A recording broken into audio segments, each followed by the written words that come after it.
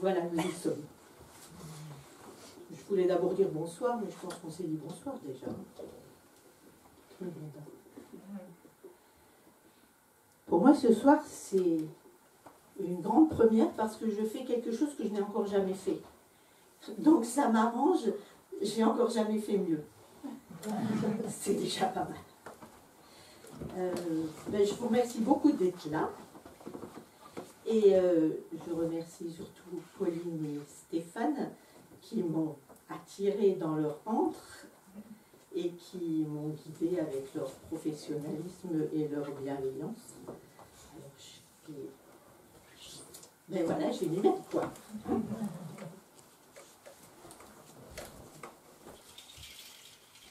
En fait, pour commencer, je voulais vous parler de la vérité. La vérité. On va dire la vérité humaine, c'est déjà largement assez complexe. La vérité vraie, vous savez, celle qui est indéniable, celle qui est indiscutable. C'est comme ça, ça ne se discute pas. La vraie vérité.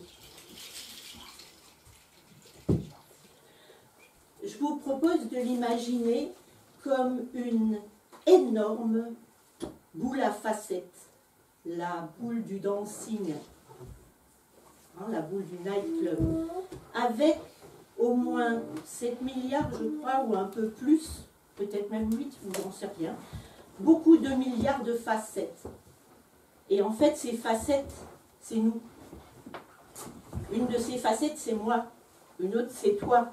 Une autre, c'est toi, et toi, et toi, et toi. En fait, on est chacun, chacune, une facette de vérité de cette énorme boule de vérité. Alors, imaginez que ces facettes regardent vers l'intérieur de la boule. Ça devrait aller, on devrait arriver à s'entendre. Mais imaginez que ces facettes regardent à l'extérieur de la boule. La vérité des facettes du haut, c'est un plafond. La vérité des facettes du bas, ce sont des gens qui se trémoussent. La vérité des facettes d'un côté, c'est peut-être un mur avec des couleurs, des mouvements qui bougent. Donc ce soir, j'ai envie de vous parler de ma facette, à partir plus exactement de ma facette de femme, de mère, de grand-mère, de sage-femme et de, comme m'a aimablement appelé Pauline, mais enfin on est plusieurs là-dedans, c'est pièce sur croix, de sorcière.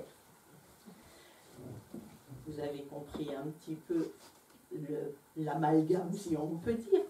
Mon côté sorcière se traduirait plutôt par des sons qui s'expriment. S'exprimer par des sons. L'expression, si vous voulez. Ou encore, pourquoi pas des sons qui guérissent. Pourquoi pas des méditations. Ou encore beaucoup d'autres choses de ce genre-là. Pour commencer, je vais vous parler de ma naissance. Je naissais. Enfin, du moins, je me mettais en route. À l'origine, tout au début, au début, avant le début, dans quelque chose qui nous paraît très lointain, à moins que ce ne soit, en fait, pas si loin que ça, mais plutôt dedans, dans le fin fond du dedans, comme dans le noyau d'une cellule, comme dans le dedans, là, le tout dedans, ou comme dans le foyer d'une pièce, ce dedans-là. À l'origine, c'était doux, c'était harmonieux. Ce n'était que des douces fluctuations. Il n'y avait rien, mais il y avait tout. En fait, j'y étais, mais c'était moi sans être moi. J'étais seule, mais j'étais tout le monde à la fois. Je n'étais ni ici ni ailleurs. J'étais partout. En fait, je ne savais rien, mais j'avais conscience de tout. J'étais tout ou rien. C'était pareil. Toujours est-il que c'était doux, réellement doux. C'était une énergie nourrissante, fluctuante certes, mais enveloppante, aimante. C'était lumineux, une lumière magnifique, mais absolument pas aveuglante. En fait, je crois que c'était l'amour.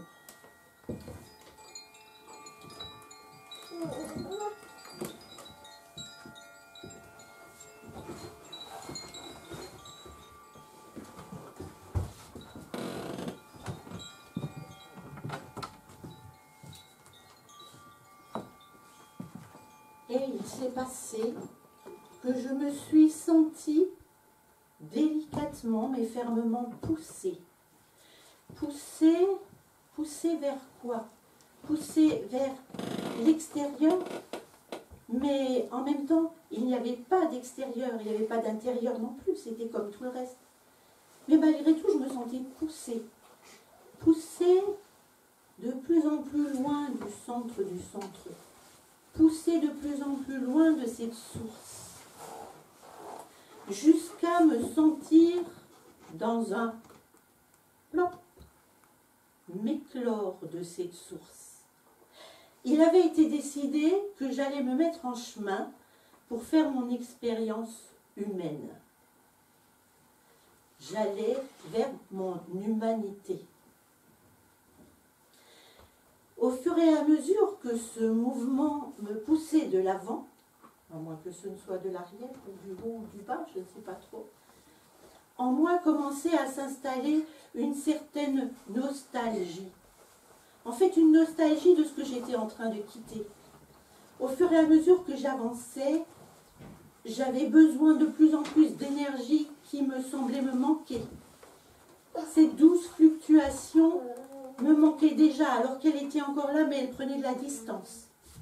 Cette lumière me manquait, cet amour me manquait. Alors, j'ai fait demi-tour. Je n'avais qu'une envie, c'était d'y retourner. Sauf que, pour y retourner, il fallait revenir avec une expérience humaine. Et cela, je n'en avais aucune idée. Qu'est-ce que pouvait bien être une expérience humaine? Tout ce que je vous raconte là, ça se passait maintenant. En fait, ça se passe maintenant. Ça se passera toujours exactement maintenant.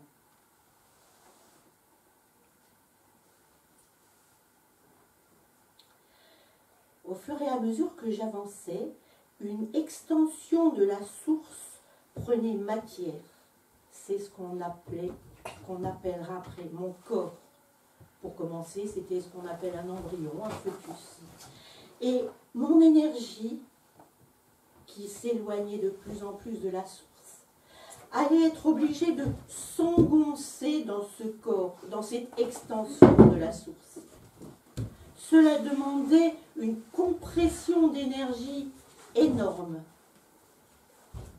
Mais, au fur et à mesure que j'approchais de ce corps, que je m'engonçais en lui, que je commençais à l'habiter, je ressentais au loin, chez ceux qu'on appelle des humains, comme une espèce de nostalgie de cette source qui renaissait en eux, et particulièrement en deux cellules d'humains, ceux que j'appellerai par la suite maman et papa.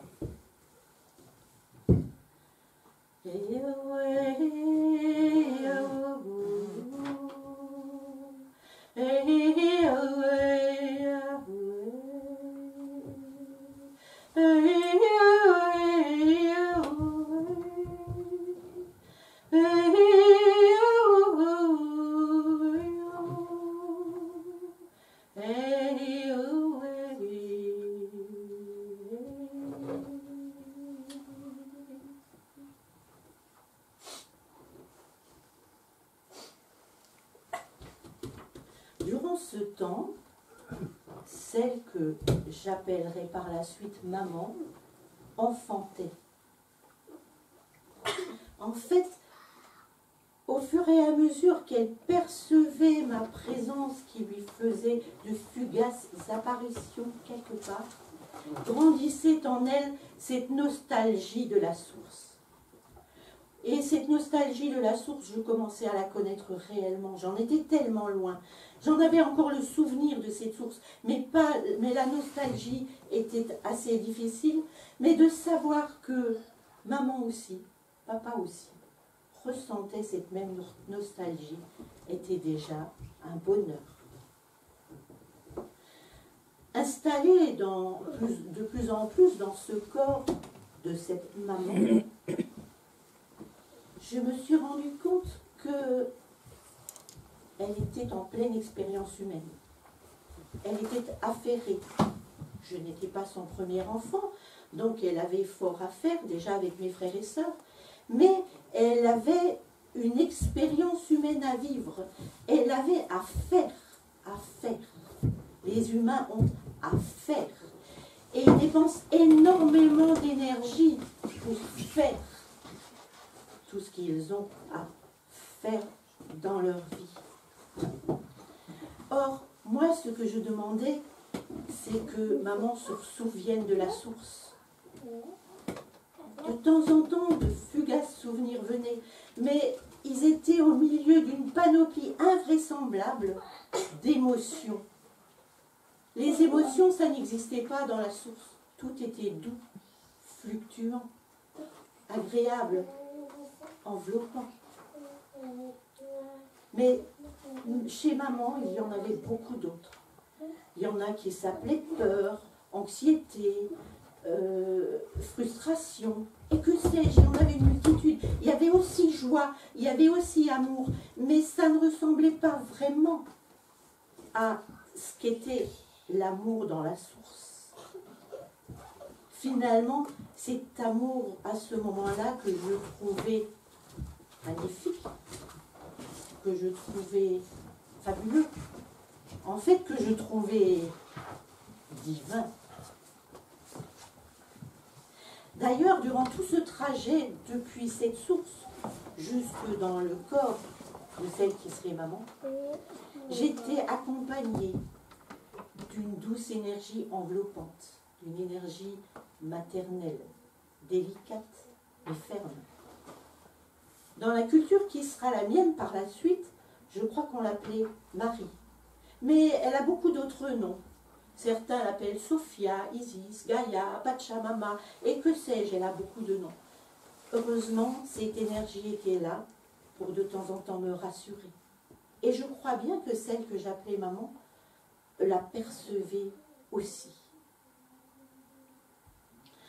Je me suis alors mis à observer ce qui se passait autour d'elle. Et j'ai observé les humains. Je me suis rendu compte que maman était tellement heureuse quand elle percevait cette nostalgie de la source que moi, j'avais envie de la rendre heureuse. Et je me suis rendu compte que pour la rendre heureuse, il y avait des exigences. C'était que je ressemble à ça. Que je ne ressemble surtout pas. Que je fasse comme. Que je ne fasse surtout pas comme. Et je me suis fait la réflexion que tous les humains autour de moi s'appliquaient à ressembler, ne pas ressembler, faire, ne pas faire. en fait, paraître, ne pas être. Et cela leur demandait une énergie énorme. Une énergie tellement énorme qu'en fait, ils en avaient oublié jusqu'à la nostalgie de la source.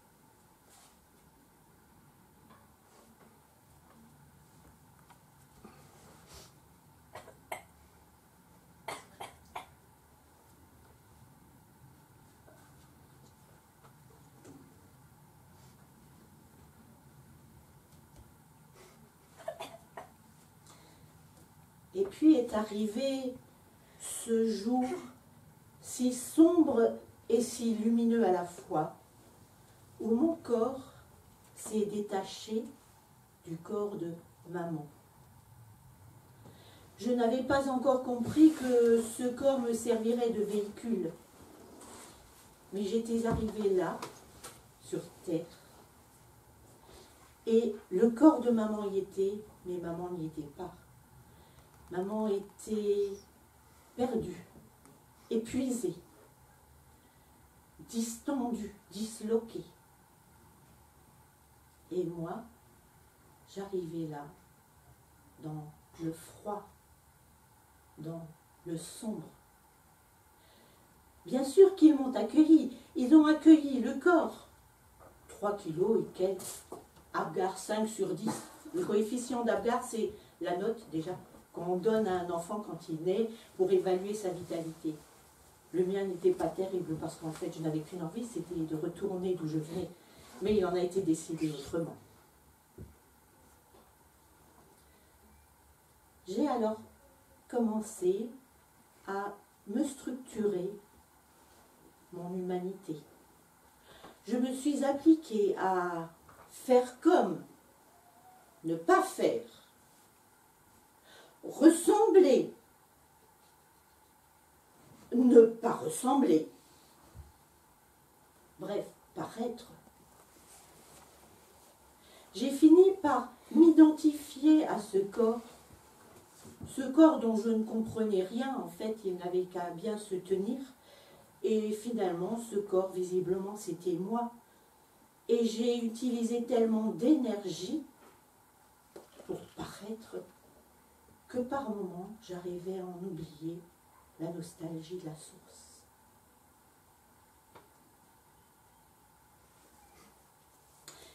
Et tout cela s'est passé, se passe, et se passera toujours, exactement maintenant.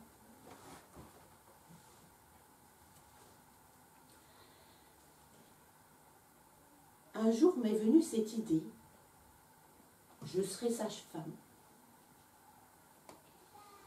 Ça n'était absolument pas prévu dans la société familiale. On ne connaissait personne, en fait, sauf celle qui avait accompagné maman, bien sûr, mais pas d'autres personnes dans ce milieu-là. Et en fait, c'était une idée comme ça, qui m'est venue. Ou plutôt, une évidence. Non, même pas. Une exigence.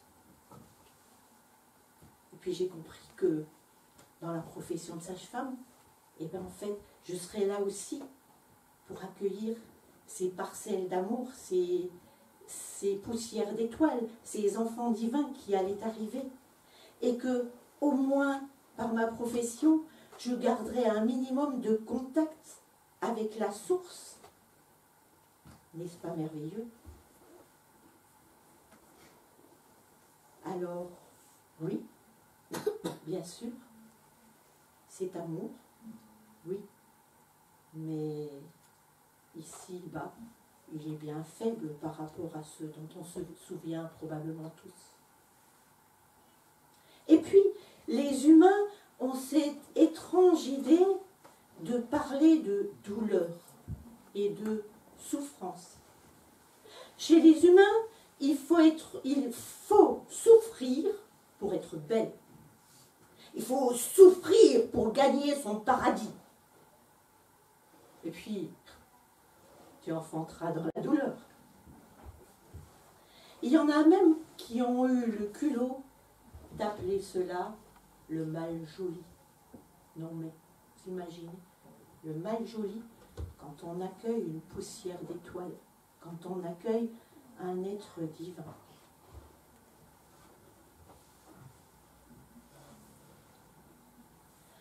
Alors bien sûr, l'amour est là. Il y en a même qui appellent ça l'amour conjugal. Ah oui. Mais que conjuguons-nous? Nos attirances, nos désirs, nos corps, nos souffrances, nos cicatrices, nos histoires, nos attentes, nos complémentarités qu'on croit ne pas avoir,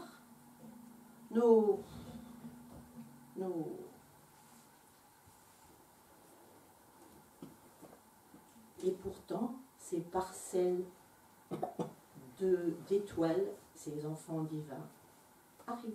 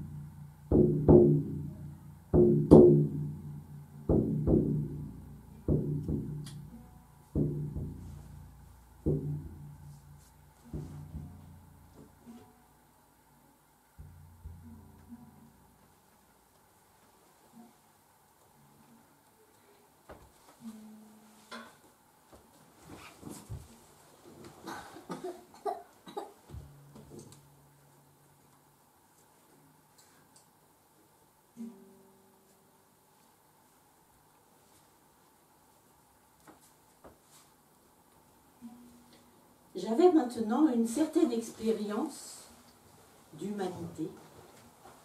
Je m'étais fabriqué mon petit carré de la boule à facettes au milieu des petits carrés des gens qui m'accompagnaient.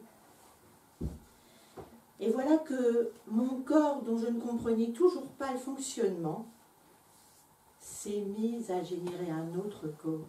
Je me suis retrouvée dans le rôle de la mère.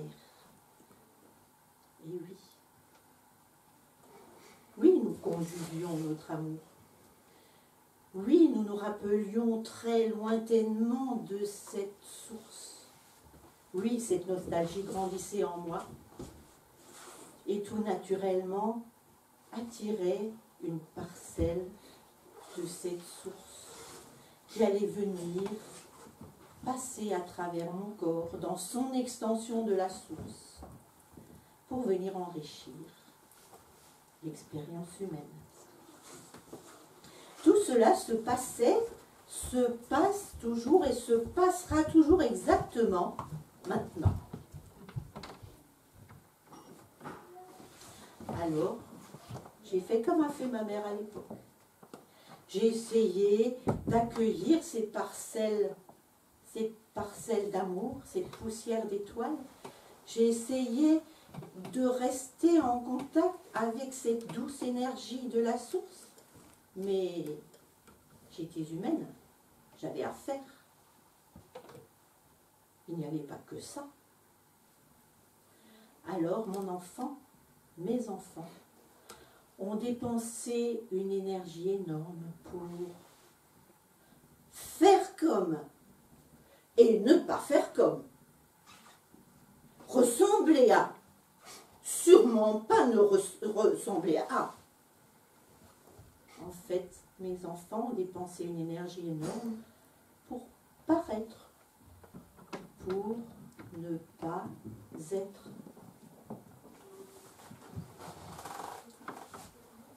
Et comme ma mère à la même époque, cet autre jour si sombre et si lumineux, quand mes enfants se sont détachés, quand le corps de mes enfants s'est détaché du mien, et bien en fait, je n'y étais pas. Bien sûr, mais les bras et mes yeux de mon corps les ont accueillis. Mais à ce moment-là, mon corps criait et hurlait des mots sur lesquels je ne pouvais pas mettre de mots. Et j'étais si loin de la source. Heureusement, pour moi, pour eux, cette douce énergie que j'avais tendance à égarer ou à oublier était avec eux. Cette énergie que nous, on a appelée Marie, Isis, Sophia, Pachamama, Maya, Gaïa et tout ce que vous voulez. Et c'est ainsi que notre humanité évolue, avance, se multiplie.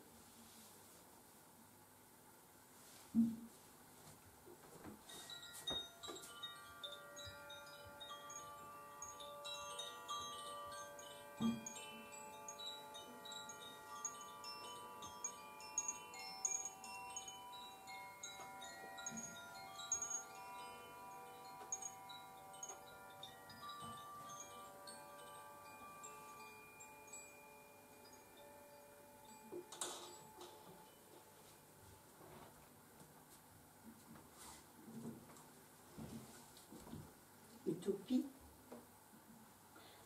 je me mets à rêver. Et si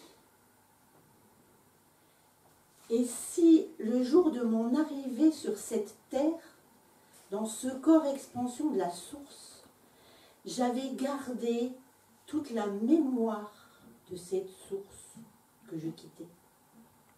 Et si ce jour-là, mes parents m'avaient accueilli comme la poussière d'étoiles, comme l'enfant divin que j'étais.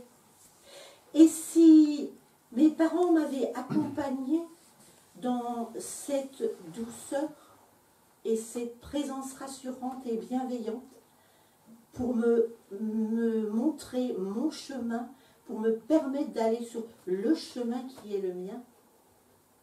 Et si moi-même, j'avais accueilli mes enfants avec la même candeur avec laquelle ils arrivent, avec la même innocence avec laquelle ils arrivent. Et si moi aussi j'avais pu être cette douce présence qui était simplement là pour les accompagner sur leur chemin. Et si